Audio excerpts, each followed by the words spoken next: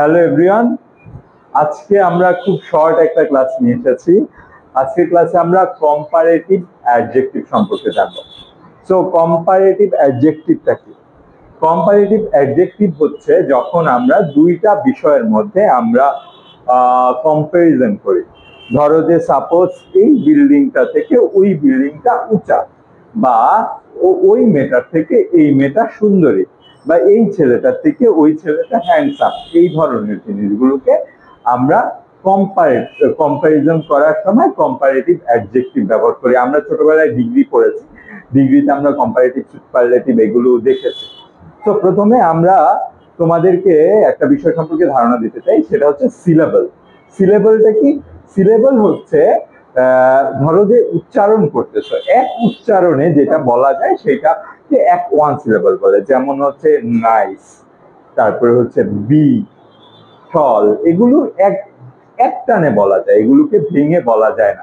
But তুমি beautiful, comfortable, expensive, এগুলোকে আমরা ভেঙে বলতে পারি। কিভাবে?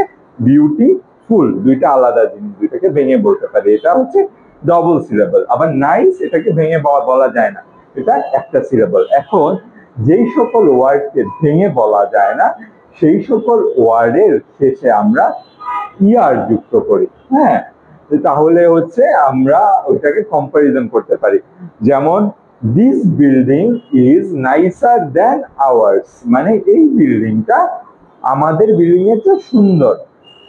তারপরে this car is more expensive than Tesla, suppose. হ্যাঁ, এখন হচ্ছে এখানে মোর কেন ব্যবহার করলাম? আগেরটাতে নাইসার বললাম, ইয়ার অ্যাড করলাম, আর এখানে মোর ব্যবহার করলাম বিকজ দেখো এখানে মোর এক্সপেন্সিভ এই কথাটা ভেঙে বলা যায়, এক্সপেন্সিভ। হ্যাঁ, এরকম ভেঙে বলার কারণে এগুলোর পিছনে ইয়ার লাগাইতে হয় না, এগুলো প্রথমে মোর লাগাইতে হয়। সো এইটাই ছিল আজকের জন্য। আমরা আশা করি ছোটখাটো ভাবে আমরা কম্পারেটিভ অ্যাডজেক্টিভ সম্পর্কে জেনেছি। নেক্সট ক্লাসে আমরা আরো ডিটেইলস উদাহরণ সহ দেখবো। আজকে জাস্ট ধারণা দেওয়ার জন্য সকলকে ধন্যবাদ। ভালো থাকবে, সুস্থ থাকবেন।